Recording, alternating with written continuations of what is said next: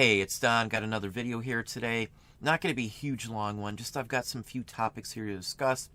And before I go any farther, I have had many questions on reviewing stores and things like that. I did used to do that for Patreon. I have switched up the Patreon options a little bit here. What I thought about doing is opening it up and doing a video maybe once a month or every other week or something, if people are interested now, on a store review on just you guys here in Patreon. It'd just be included with everything. It'd be nothing extra or anything like that. So if anybody's interested in that, please leave your name down below and your full-fledged store name if you're interested, because it would be shared in the video. Don't be shy if you want to have one of these done. This is your chance. If it does work, I can throw one of these in here, maybe even every week if somebody's interested. I don't know what the interest is on it. I have had a few people ask, and I have done it in the past before, so this is an option here. I won't do it on YouTube. I'll just leave it here for you guys in Patreon. So if that's interesting, again, let me know, and I will set something up and do it. I'll do a full-fledged one. I'll give you a full review. We'll address the issues that I would see. So as I always say, this is a business thing, so it's not a personal attack on anybody. If somebody is interested in doing this, if I do get a volunteer, we will do one fairly quick. I do have another BOLO video. It's already shot, as I said. I do have a Q&A coming out the first of the week. You'll have a BOLO here as well the first of the week. Those are mostly shot. So as I said, I do stuff in advance, so I do have some ready to go here and there. But again, if you want a store review, leave some comments below. Now we're going to go over to the screen here in a few minutes and look at a few other things too, and talk about some other opportunities and ways to actually get merchandise for things.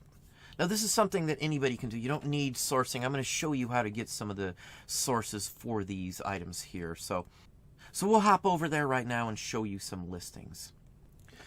So I've talked about lots many times and putting lots together. You can put a lot together of anything.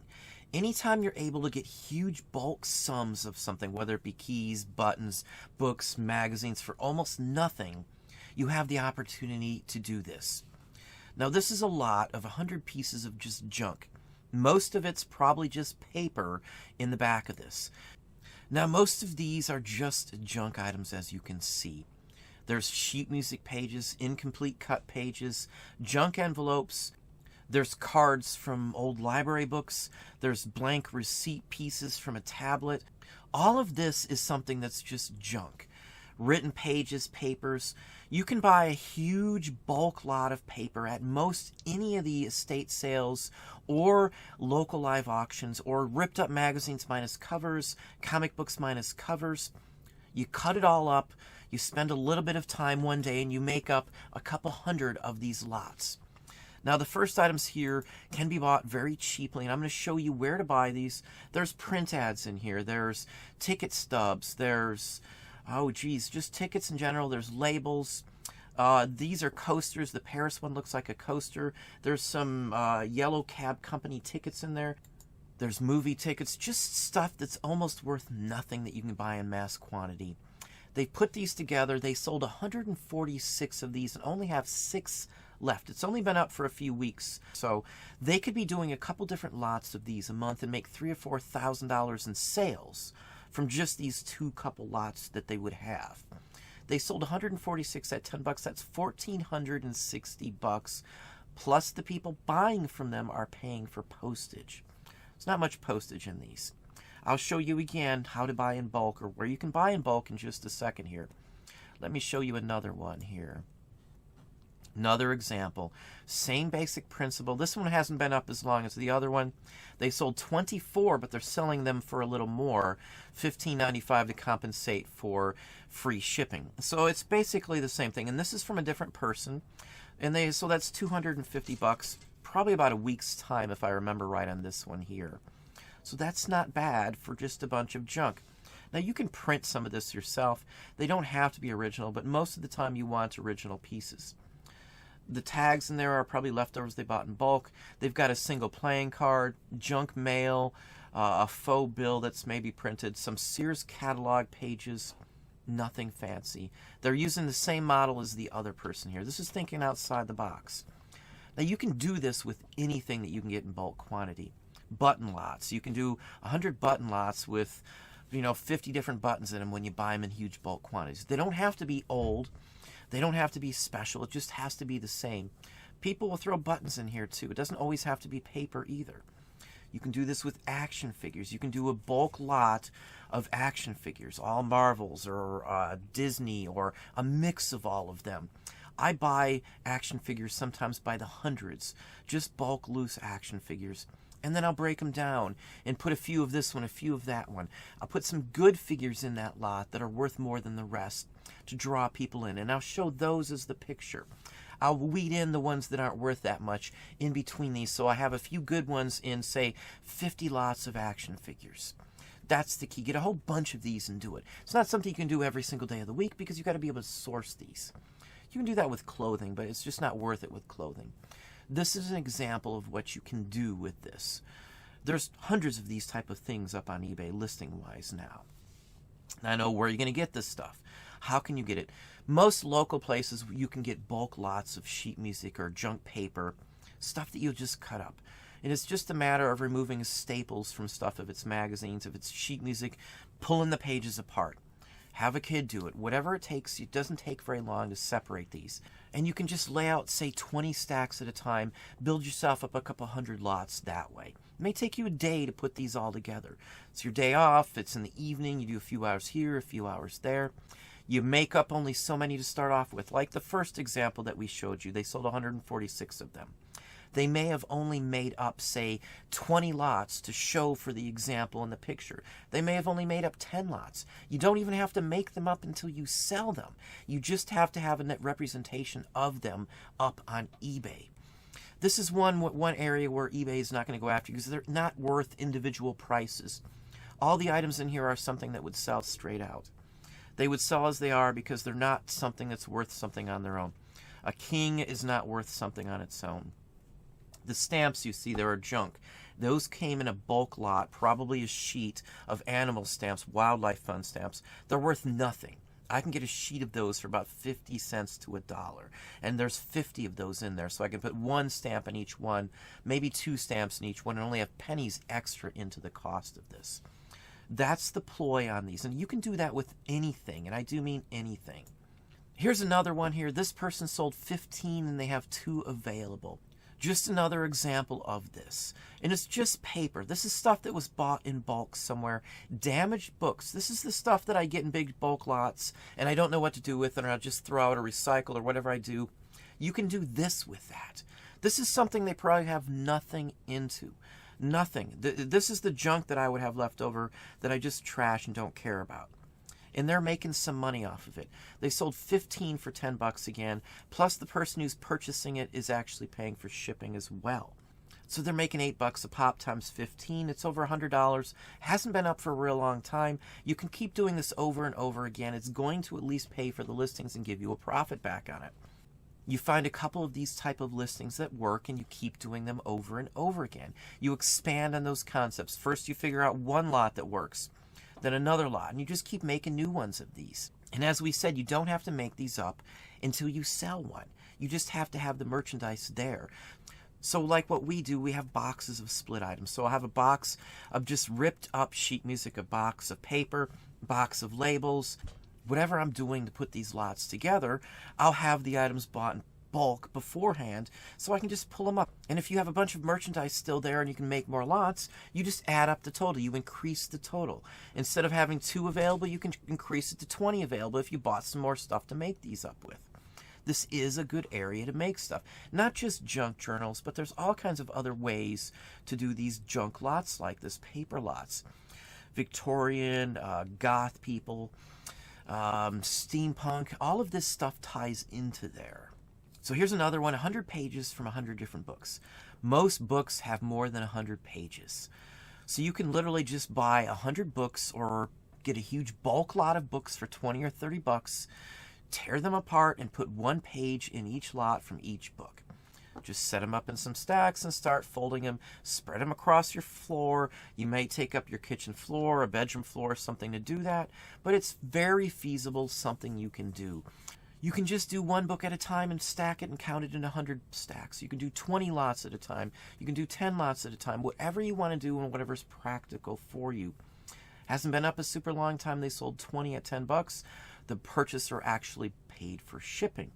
So this is $8 profit basically. It's 160 bucks on this one. And this is one of the same ones who had one of the other lots. So they're making hundreds of dollars a month on junk. And this is stuff that's junk. This is stuff I would have nothing into it. Many times if you look on Craigslist or even on Facebook, you'll see people giving books away or at sales at the end of the day when you're at a garage sale. Ask them what they're going to do with their leftovers. Are there junk books that they're going to trash out? Perfect example of what you can do with those. And as I said, local live auctions are great places to buy bulk junk lots of paper if that's what you want. Pennies on the dollar.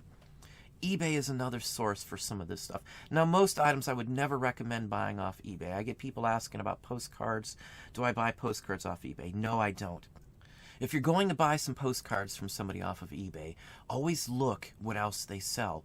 Most of the time, if you look at the seller, they have individual postcards that they sell. Even if they say they haven't looked through that lot, I would never trust it. Who in their right mind who sells postcards would sell 1,000 postcards or 500 or 100 postcards without looking for the good cards to pull those out first? Nobody in their right mind would do that. So don't trust those listings. Most of those have been picked through, and the better cards are not going to be in those lots. To buy bulk, in those lots that you saw, people buy stuff like this. People buy stuff like this. So it's 20 bucks to buy the item and 12 more bucks for shipping. So basically $32, you have 1,000 lots worth of paper labels.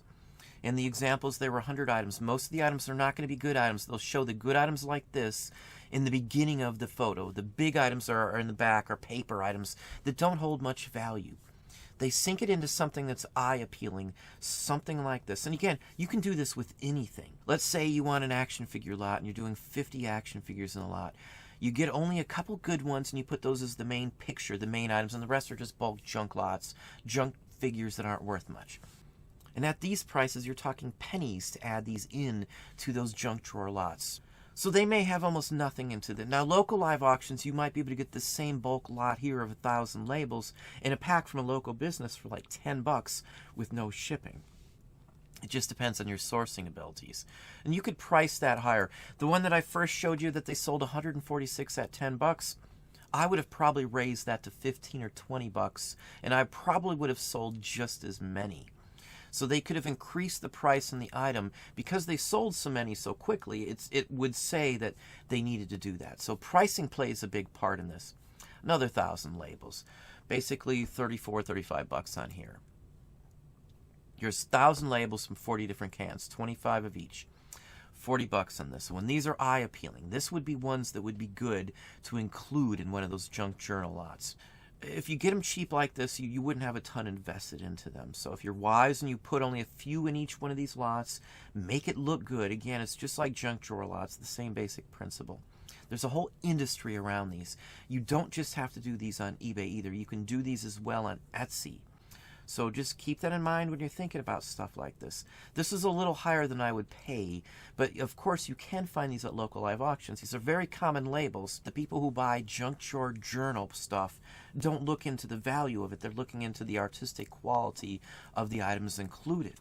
Something like this, if you're putting a couple of these in a lot, you can safely put a 100-piece lot together and charge maybe 24, 25 bucks for that same lot. You may not quite sell as much, but you're not doing as much work and you're getting a better return on your investment. The quantity of these things goes up and the price goes down. 3,500, maybe no bids will show up on these at all. It's 6 different labels.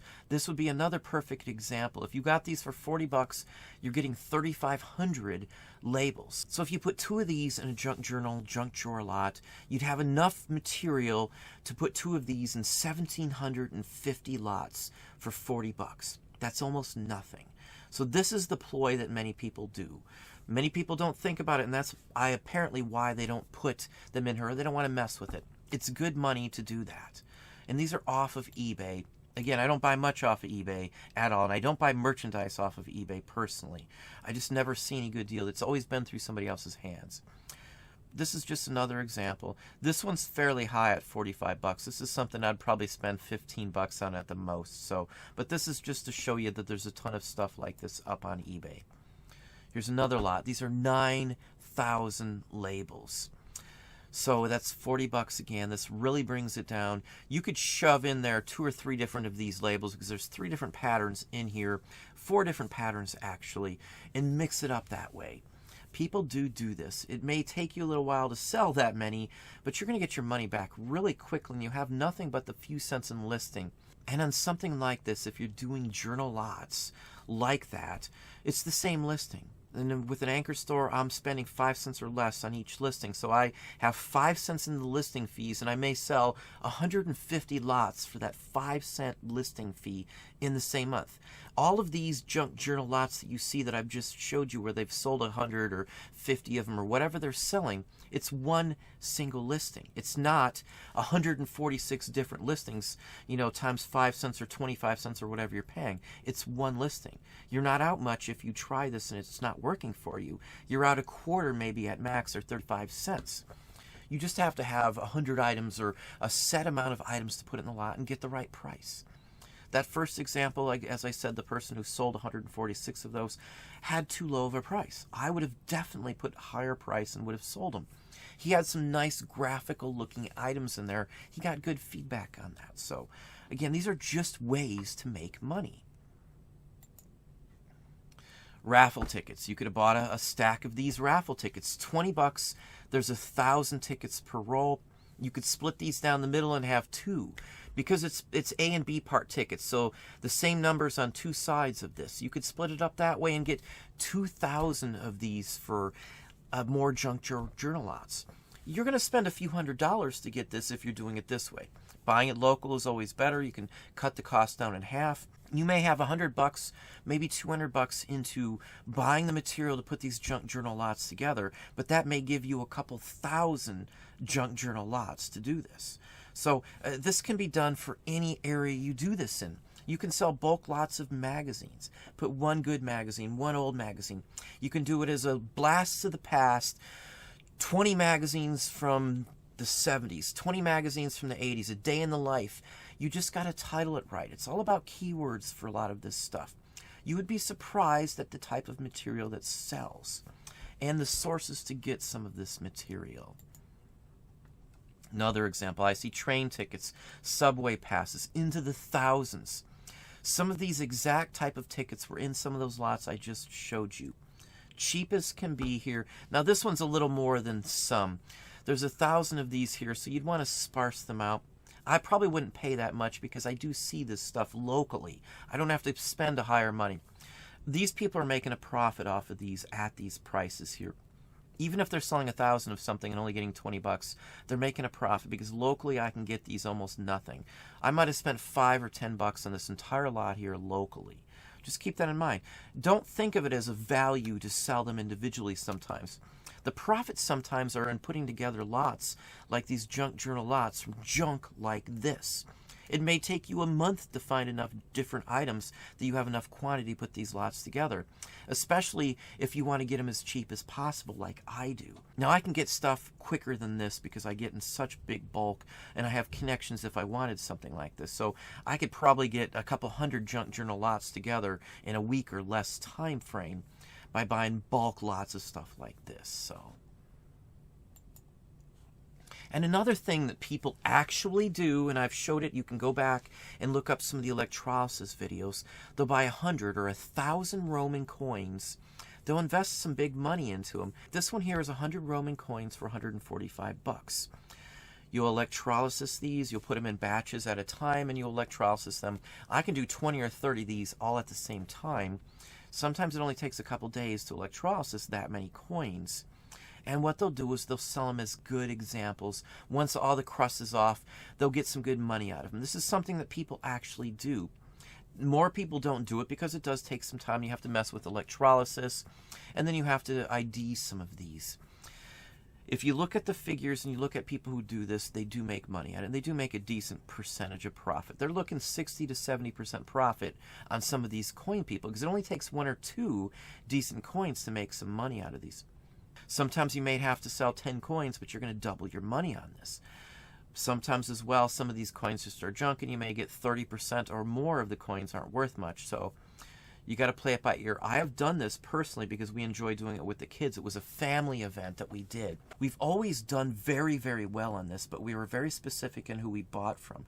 If vendors didn't supply us with decent coins or it looked like they've been picked through, I never went back to them again. So now the last thing I'm going to show you is a BOLO, something that I look for and buy in bulk as well. We're talking about bulk here, so I'm going to give you another bulk purchase item here that you can split up and sell.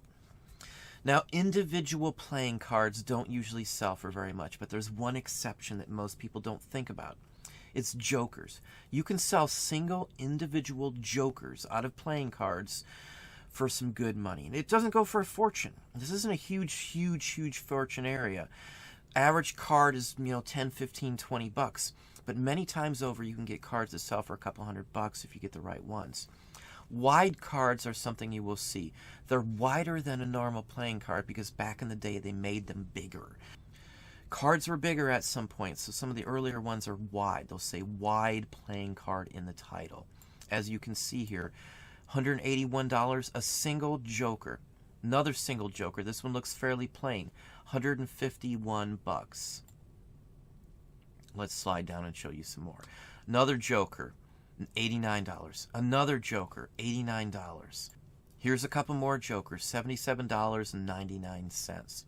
Another joker, single joker here, $68. More jokers, $63, $61. These are single prices. I find joker cards fairly often. Sometimes you'll get a deck of cards that's missing some cards to it. Most people throw them away. I always save the joker. Always. Sometimes I can buy hundreds of packs of playing cards for 20, 30 bucks because they're not worth very much. Because they're missing cards, they're junk, they don't have boxes. I always pull the jokers out. Jokers sell. The joker playing card is the most sought after card in any deck of playing cards that you can find. Sometimes just the jokers are the only card that's worth something and the whole deck could be discarded. People who collect joker cards too don't seem to buy many decks just to get the jokers. And in many times the jokers are missing from playing card decks. So again, that's why they always seem to have a higher value. Now if you look through the stores that actually listed these joker cards, you're going to see that there's the same people selling jokers over and over again. Most people don't think joker cards hold much value. I will be surprised if the majority of you actually watching this didn't know that you can sell joker cards for decent money. Even newer joker cards can sell joker playing cards. Joker cards in general are worth some money. This is just a real good example of joker cards. Single joker cards. You're not going to make a fortune, but it's going to get you a return on your investment.